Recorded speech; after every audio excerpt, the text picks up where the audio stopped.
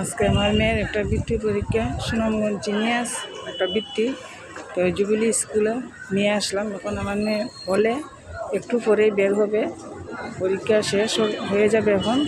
আর এদিকে অভিভাবকরা সবাই অপেক্ষা আছে, আর এইদিকে লাইভ চলছে।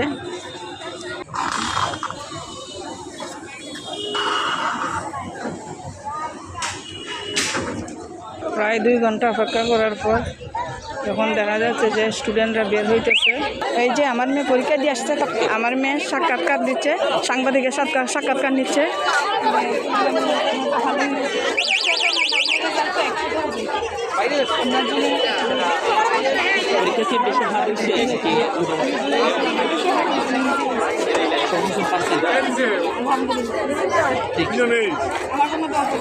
সব স্টুডেন্টরা বের হয়েছে, আর এই যে দেখেন